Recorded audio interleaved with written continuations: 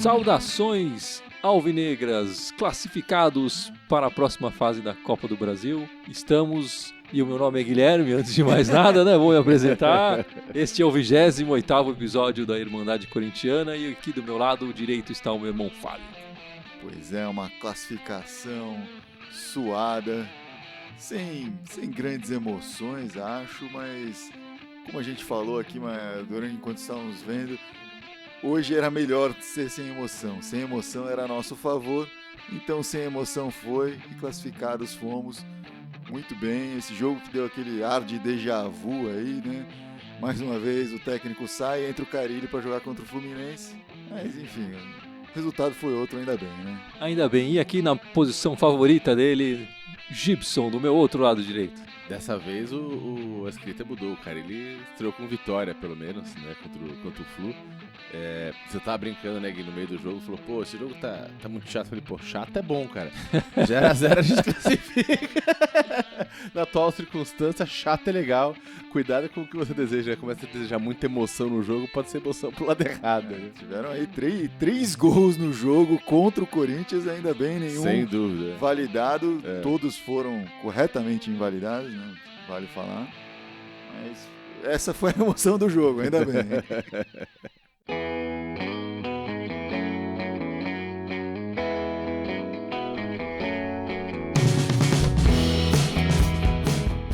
Então a gente pode dizer que o jogo começou emocionante, não é? Porque com 10 minutos já tinham tido 2 gols anulados do Fluminense, não é isso? Exatamente. 10 minutos é um pouco de exagero seu aí, né? Foram aos 17 foi o segundo, acho. Mas foi isso. O Flu acho que ficou olhando aí o tape do jogo contra o Palmeiras e falou, a gente tem que cruzar daqui. E tiveram 2 faltas ali na intermediária para eles cruzaram direto. Só que a linha burra do Corinthians aprendeu. Na verdade, o Fluminense que foi burro, porque o Palmeiras fazia um toquinho para trás e depois cruzava assim, né? Não era direto da bola parada. Eles não pegaram o modus operandi correto. A linha burra não é tão burra assim. Ela não consegue lidar com um toque de bola. Com uma coisa direto, aí eles entendem mais ou menos. Conseguiu deixar os caras impedidos e ficou dependendo aí do erro do Bandeirinha, que não aconteceu. O Bandeirinha corretamente anulou aí os 3 gols. Os Bandeirinhas, né? Foram em tempos diferentes. Mas foi essa grande emoção aí. O primeiro tempo foi bem fraquinho, né? Não teve muito mais coisa no jogo. Ainda bem que eu atrasei por causa não perdeu muita trabalho. coisa. Eu vi ouvindo no rádio, né? Boa parte do primeiro tempo. Eu liguei o rádio, acho que era 13 minutos do primeiro tempo, se não me engano, 12 ou 13 minutos.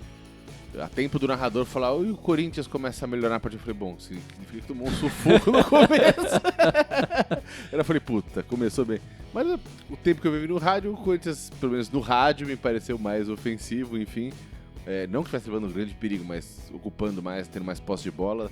A posse de bola, sim. O Corinthians dominou a maior parte do primeiro tempo. Sim, o narrador, inclusive, mencionou, ele falou, olha, tá me lembrando... Ele falou, ele usou a expressão vagamente, tá me lembrando vagamente, mais o time do Tite, que tocava a bola, triangulava, não sei o que, dava valor pra posse de bola, não tinha pressa em fazer as coisas e tal. Mas, enfim, o narrador da Rádio Globo que tava falando isso. Não tem pressa e também não tem talento, mas enfim, né? No primeiro tempo foi muito morto, assim, não teve esse começo aí relâmpago do Fluminense. Aliás, me retifico, foi realmente nos primeiros 10 minutos. Aqui, tá vendo? Não, foi porque eu liguei nos 12 e 13 já não teve esse lance, não. E lá pelos 20, na verdade, que o Corinthians ensaiou uma melhora, começou a dominar essa posse de bola, mas isso levava só chutes de longa distância, né? O Corinthians tentou vários chutes de longa distância. Achei até estranho, porque o Corinthians normalmente chega na área e não chuta, inclusive. Não chuta, então chute de longa distância é uma coisa rara. E não que esses chutes também acertaram o gol, né? Acho que nenhum deles acertou o gol. Vários deles bateram nos jogadores do Fluminense, enfim. O que geralmente eu sempre torço pra acontecer isso, né, cara? Porque a gente tá finalizando tão mal, quando desvia no zagueiro adversário, a chance de gol aumenta, né? E é bom lembrar que, como o primeiro jogo foi 1-1, o Corinthians tinha a vantagem do empate em 0-0. Quem tinha que sair pro jogo, quem deveria tentar um domínio maior da partida, era o Fluminense. O que não aconteceu no primeiro tempo, né? não aconteceu no primeiro tempo, a não ser no começo desse ímpeto aí, que fizeram os 2 gols impedidos. Mas no começo do segundo eles foram um pouquinho mais pra cima, vieram um pouquinho mais com mais ímpeto, né? Eles tinham o quê, né? O tinham empate o pra quê? eles era obrigação, tá fora, né? Não adianta ficar conformado com o resultado que não vai te classificar, né? Eles também não vieram com grande ímpeto, porque também o time deles também não é grande coisa, né? E aí quando teve o terceiro gol impedido, que aí o juiz se confundiu um pouquinho mais, que o juiz de início não anulou, não deu impedimento. O Bandeirinha levantou a bandeira desde o início, mas o juiz demorou para apitar, para concordar com o Bandeirinha, isso irritou muito os jogadores do Fluminense, foram para cima do Bandeirinha, foram para cima do juiz, e depois desse lance, acho que a irritação tirou pouco da gana, a concentração do Fluminense. Quebrou mesmo o clima deles. E ao mesmo tempo deu uma acordada no time do Corinthians, que pensou, pô, uma dessas acaba uma entrando. Dessas vai ser legal. Porque acho que se os jogadores do Fluminense chegaram a comemorar, os jogadores do Corinthians chegaram a sentir o frio na espinha de claro. Tomamos gol, não podia. E aí pesou bastante. Os caras conseguiram essa segunda chance aí e foram pra cima, tanto que 2 minutos depois desse lance teve o primeiro lance agudo de verdade do Corinthians, que foi uma jogada pela direita, o Fagner cruzou, o Romero cabeceou dentro da pequena área, cabeceou bem no chão e tal, mas o goleiro primeira vez no jogo que a gente fez ali, né? Tipo, foi o primeiro lance de perigo de verdade. Foi a emoção. Né? Exatamente. O que eles estavam pedindo emoção, veio a emoção. E foi indo assim, né, cara? O Arana também começou a costurar a zaga ali uma hora, chutou de fora da área com a perna direita dele, a bola foi pra longe, mas deu uma... Naquele lance lá, se ele tivesse dado aquela última cortada pra esquerda, ele tinha feito o gol. Mas pô, o cara costurou 3, 4. Se ele tivesse feito o gol, ia ser Barcelona já ia estar levando o cara amanhã. Certeza. Né? E logo em seguida saiu o gol, que veio numa bolinha pela direita ali, o Giovanni Augusto pega a bola, toca pra dentro da área. Eu acho que ele tentou tocar pro Romero, mas a bola acabou com o Rodriguinho. Revendo o lance depois, eu tenho a nítida impressão que ele tentou tocar pro Romero. A estatística vai dizer que foi uma assistência. Claro. A estatística diz que foi um passe para gol. Mas de qualquer forma, o desenhinho aí, que o Edson gosta de chamar, o gibizinho. Acabou por linhas tortas acertando o passe, o Rodriguinho pegou, fintou no meio de 2 zagueiros, chutou entre eles, forte, o goleiro não teve chance, até pegou na bola antes da bola entrar, mas balançou a rede, saiu comemorando. O Rodriguinho que marcou o gol do empate lá no Rio. É o artilheiro, nosso artilheiro da Copa do Brasil. Sim, o único cara do Corinthians que pescou na Copa do Brasil. Vale dizer que o Rodriguinho tem marcado gols esse ano, né? Ele enfim, tem aparecido mais lá na frente e tal. Não é um dos artilheiros da equipe no ano, mas é um vice-artilheiro ali, tá. Pô, considerando que o cara jogou a maior parte do ano como o segundo volante ali, né, e bem recuado, acho que encontrou um espaço aí, tem seu mérito de nesse momento tá conseguindo extrair alguma coisa desse time e entregar alguma coisa para esse time que não tem jogado bem. Ele tem sido um dos líderes da equipe, isso é inegável, tem mostrado um bom futebol. Nessa partida a gente tentou lembrar outros lances além do gol, e foi difícil, né? Mas ele marcou o gol, marcou presença ali, enfim, e deu essa vitória pra gente. E não foi aquele gol na sorte, né? Você vê que ele parou, ele viu a jogada, cortou e bateu, né? Teve uma calma ali, eu achei calma demais até, mas enfim. Mas foi consciente, né? Não foi sem querer, o que já é um avanço pro time, né? E recebemos aqui um áudio do nosso participante, o Marcelo, o nosso irmão aqui de mesa, de podcast, o Marcelo. Vamos dar uma escutada no que ele mandou pelo WhatsApp. Boa noite, amigos da Irmandade. Falando do jogo, o jogo foi parelho. Primeiro tempo ruim, segundo tempo melhorou um pouquinho, melhorou pra gente após o gol. Enfim, gostei da postura da defesa, apesar que, as linhas de impedimento é aquilo, né?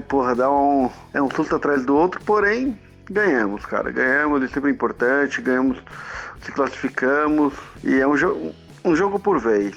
um jogo por vez e que a gente chega lá. Agora, gostaria de perguntar pra vocês conseguem notar já uma diferença? Tudo bem que é pouco tempo, mas uma diferença no trabalho do Carrilli? Algo que possa vislumbrar uma luz no fim do túnel, cara? Você acha que nós temos chance? Um abraço a todos. Coisa não tá boa mesmo pro Corinthians, vê que claramente deu uma zia aí pro nosso amigo Marcelo. Acho que ele tá vendo aí uma luz no fim do túnel. O que vocês acham aí? No final, no começo do túnel, não sei. Eu acho que novo túnel. Sabe aquele jogo de tabuleiro que você de repente você chega, o Corinthians voltou umas casas, né, com o Cristóvão Borges. Hoje parece que avançou uma ou meia, talvez, sei lá. É difícil falar uma partida só, já que até o Cristóvão nas primeiras partidas parecia que ia pra frente, né? Uma avaliação melhor do trabalho do Carrilli só daqui a umas 10 partidas, sei lá. No mínimo umas 4, 5, pra começar a sentir o clima, assim, né? Pra começar. Eu gostei que ele voltou um esquema que tava dando certo, enfim, com o Marquinhos Gabriel, com o Giovanni Augusto. Eu na verdade, assim, eu não achei que teve grandes mudanças, assim. A única mudança foi que ele tem um pouco mais de testículos, demonstrou mais testículos aqui, porque bancou aquela formação que o próprio Cristóvão achou em alguns jogos atrás que tinha dado certo. O 4-1-4-1. E um 4-1-4-1 sem um volante de marcação, né? Sem um cara fixo de marcação ali. O Camacho sendo esse cara, mas ele não é um jogador por característica de marcação. Ele é melhor passador e tal.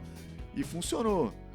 Só que o Cristóvão não tinha culhão para peitar isso e ficou insistindo com o Christian, insistindo em colocar outros caras lá. E não deu certo, né? Deu no que deu.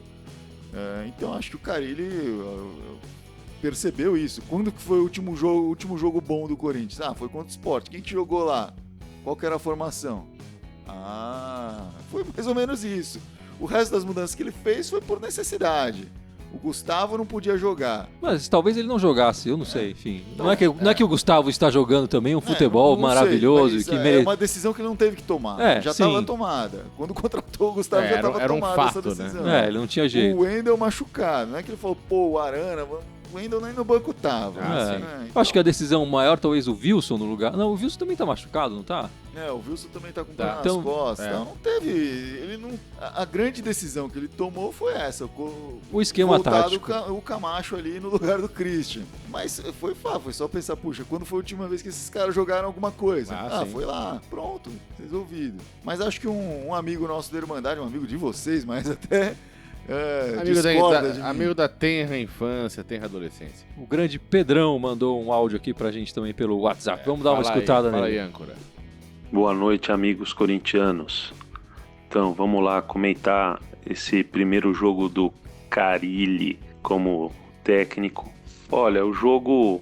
Bom, primeiro vamos falar um pouquinho do time do Corinthians, né? O Corinthians aí com esse desmanche aí de quase 20 jogadores no último ano, ele hoje é um time bem regular, diria um time nota 5, então não dá para fazer milagre, nem que venha o Pepe Guardiola com esse elenco não vai fazer o time voar, ainda mais em um jogo. O Carrilli fez o que pôde, eu acho que ele deu uma ajeitada na defesa, o time claramente está correndo mais, talvez por ser um técnico novo, querem o famoso mostrar serviço, então deu a impressão que o time está um pouco mais animado. Acho que jogou para o gasto.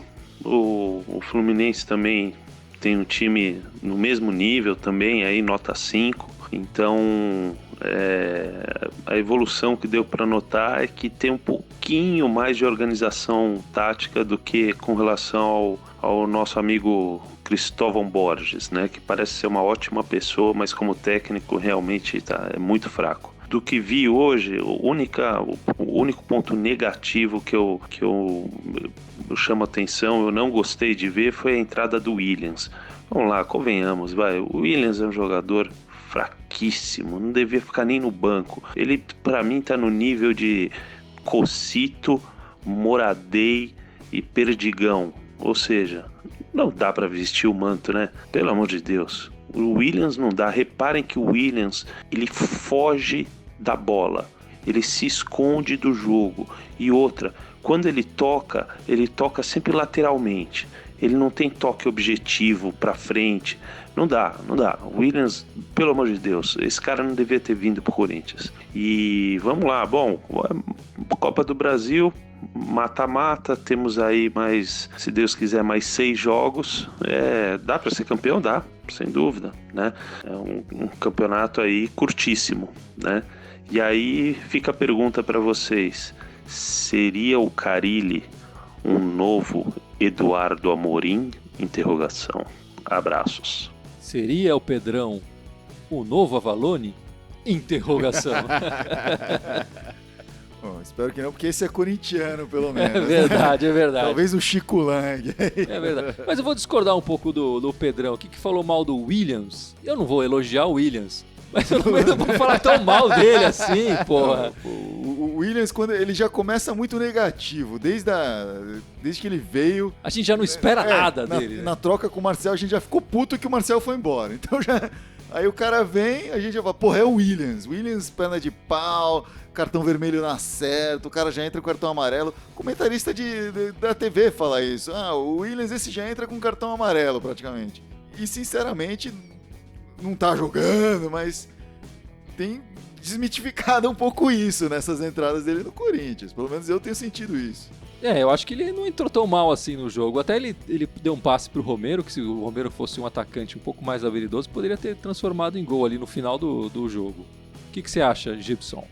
Eu acho que vocês acharam um ponto aí. Tipo assim, ele tem feito algumas jogadas de vez em quando, a cada 15, 20 minutos. Como ele joga geralmente 20 minutos, ele faz uma jogada por jogo, sei lá. Que vale a pena chamar a atenção, que nem vocês estão chamando a atenção. Eu não colocaria ele de titular para ficar mais tempo em campo. Exatamente. Mas é muito limitado, né, cara? Um cara bem limitado. Mas pelo menos tem essa história, que ele não tá, ele não tá sendo expulso.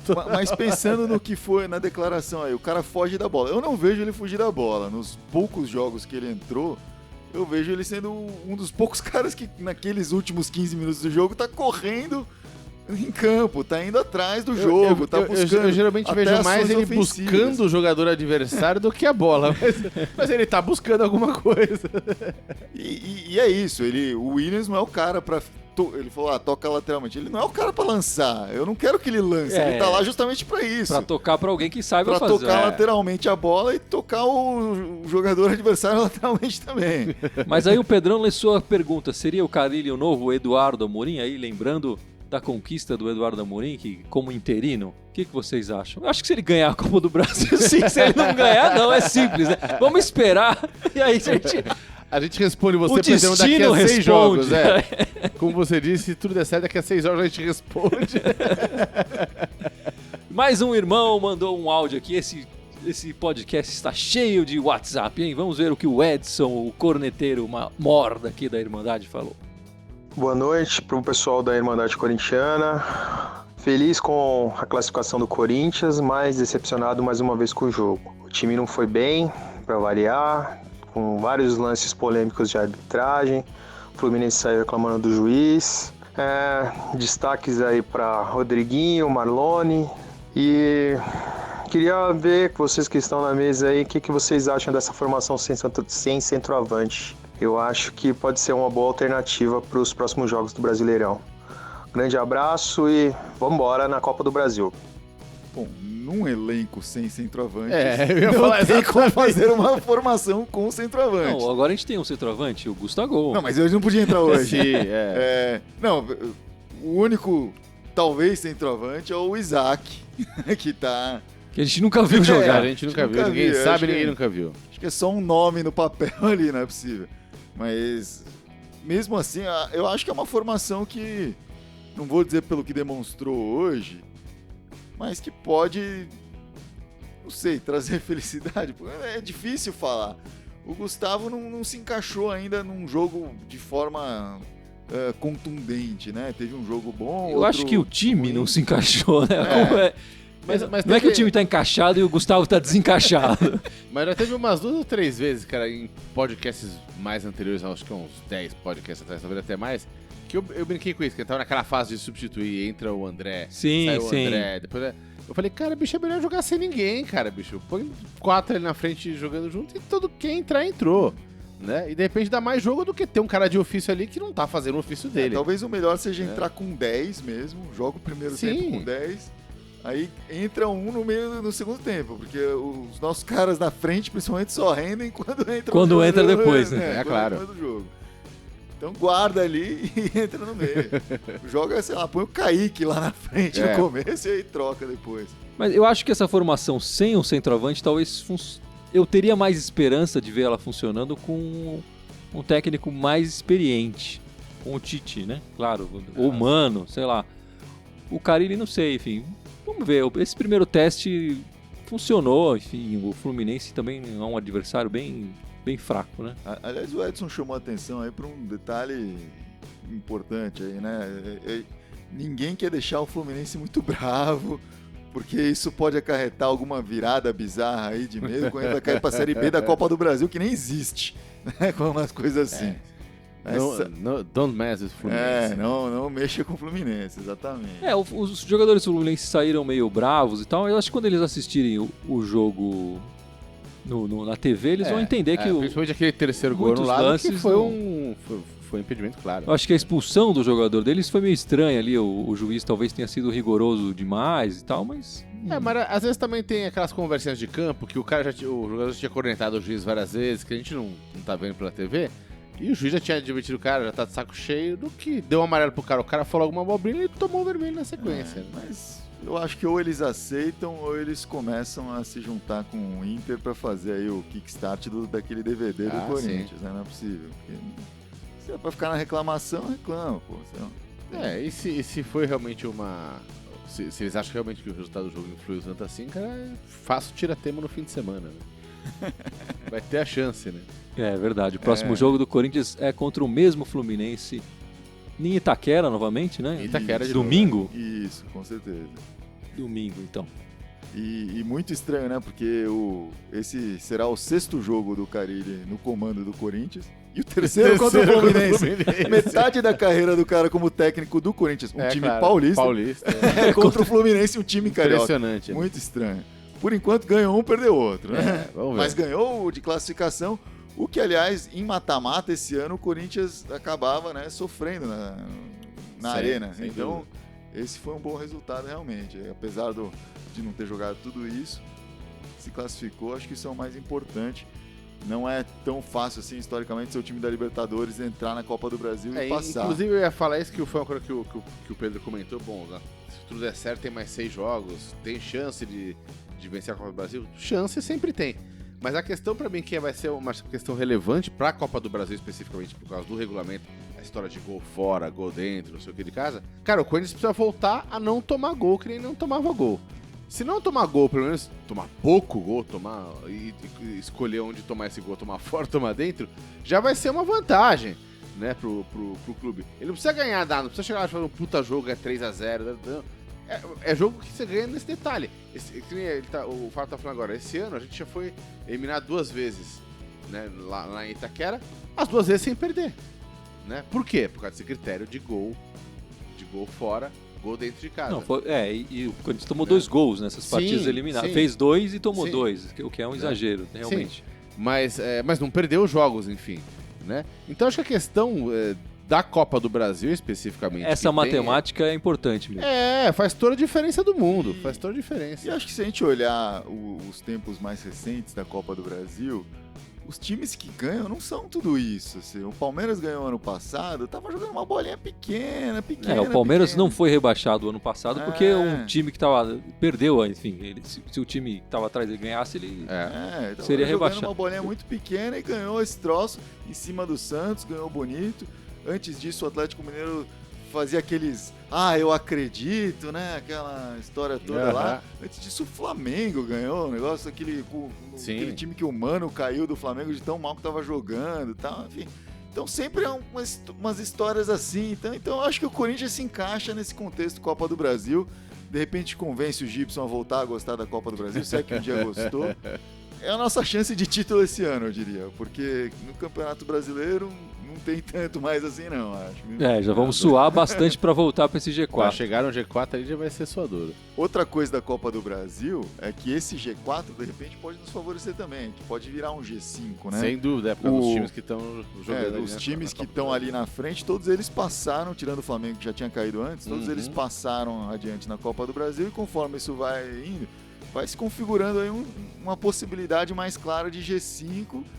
O Corinthians tem que suar para se manter no G5 Sim, também. é. Mas tem a história do Flamengo na Sul-Americana também, que tem tem o que Flamengo ser na visto. Sul-Americana, né? Tem que tomar cuidado com isso. Esse jogo também marcou um número expressivo de jogos do Cássio com a camisa do Corinthians, não foi isso, Fábio? Foi. Apesar do Cássio não ter aparecido muito hoje, ele jogou, foi a partida de número 250 dele com a camisa do Corinthians. Um cara que, quando entrou, controlou ali o gol, nos deu o Libertadores, Mundial, né? Foi eleito o melhor jogador da partida do Mundial, enfim. Sim, um jogador com muita história usando essa camisa do Corinthians. Mas que acho que a gente já falou aqui, nesses últimos meses não tem jogado tão bem assim, não, né? Talvez o Walter já esteja merecendo essa camisa agora, mas acho que pelo menos hoje tinha que deixar o cara jogar o jogo comemorativo aí dele, né? De qualquer maneira, 250, parabéns, né, pro Cássio. Parabéns, Cássio, muito bem. Se não está no melhor momento agora, mas a gente lembra dos bons momentos dele. E tanto não está no melhor momento que foi um dos jogadores que ficou com uma nota muito baixa aqui nas nossas avaliações. Não muito baixa, mas... Porque hoje o time inteiro foi médio, foi meio medíocre e ficou entre 5 e 6,5. O Cássio foi um dos nota 5, mas a gente acabou concordando aqui que o perna de bagre não foi ele, foi outro. Foi o nosso jogador de seleção. Nosso Fagner. jogador de seleção, o capitão do time hoje, o Fagner, que tava perna de bagre e braço de bagre, né? Porque tava batendo embaixo e em cima. batendo em dos todo caras, mundo. né? Lembrou o Edilson, né? Não, e eu comentei até com vocês no meio do jogo, o cara, parece que ele voltou da seleção pior, ele não voltou só com aquela diarreia, né? Veio alguma coisa, deu uma estragadinha, cara, perdeu muita qualidade de passe de bola, aquela saída rápida que ele tinha já não tem mais aquela saída tão rápida, né? Deu uma desandadinha, assim, ele perdeu um pouco o pique que ele vinha vindo. E se o lateral direito foi o nosso perna de bagre, o nosso lateral esquerdo foi o nosso... O jogador da partida... Parabéns, Guilherme Arana. Guilherme Arana, garoto de base, que subiu aí pro time principal do Corinthians. Ano passado, numa contusão do Wendel, jogou uma boa parte do brasileiro, metade do brasileiro ele era Jogou titular, bem, né? jogou bem. Resolveu bem a situação. Muita lá. gente na torcida gostaria que ele fosse titular, aliás, ao invés do Wendel. Eu não concordo, mas muita gente acha. Eu também não concordo, mas fico contente que ele tá lá. Me sinto seguro nesses momentos que eu ainda não tá de ter o Arana lá, e acho que daqui a ano que vem ou daqui a 2 anos é o lugar do Arana para entrar lá. Não querendo começar aqui uma discussão muito grande, mas é um dos poucos garotos da base que a gente está utilizando, né? Sim. E dessa vez, muito por necessidade, começou a usar, tanto ele, o Léo Príncipe também. O Léo na direita, lá no lugar do Fagner, E, enfim, só uma coisa que talvez no outro podcast a gente possa falar com mais profundidade aí. Porque o time tá precisando, né? Descolar uns garotos da base mas bons. o time tem utilizado mal esses garotos da base que são bons, e muitas vezes são bons. E é bom ver o Arana jogando e jogando bem, né? Isso. Parabéns, vai ter a sua fotinho no nosso Instagram. E no Facebook, em outras mídias sociais, e também tatuados na bunda... Não, peraí. Opa! Isso aí era pra ser surpresa, né? No 100º episódio a gente ia revelar, Gibson. Desculpa, Muito foi mal. muito cedo.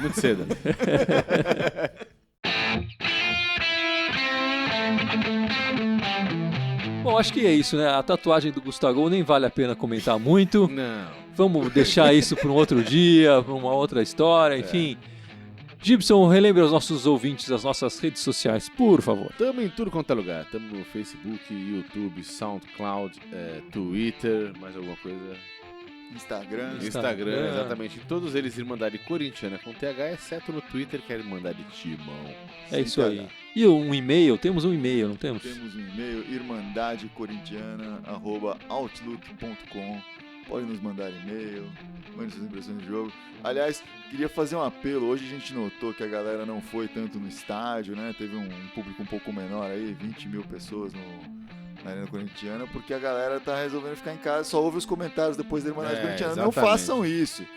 Vamos comparecer Vai aos prestigiar jogos, o time. prestigia o time e depois ouve, tá lá, tá gravado, dá pra ouvir depois com tranquilidade. Mesmo porque até a gente gravar, depois o guia editar, demora um tempo, dá tempo de chegar em casa, tomar um banho depois do jogo. dormir, dá pra acordar. tomar um café da manhã, isso dá. E não vai perder o podcast. Fiquem tranquilos, dá pra assistir o jogo e ver o podcast. ou assistir e ouvir o podcast. É isso aí, ficamos por aqui. Vai, Corinthians! Vai, Corinthians! Vai, Corinthians!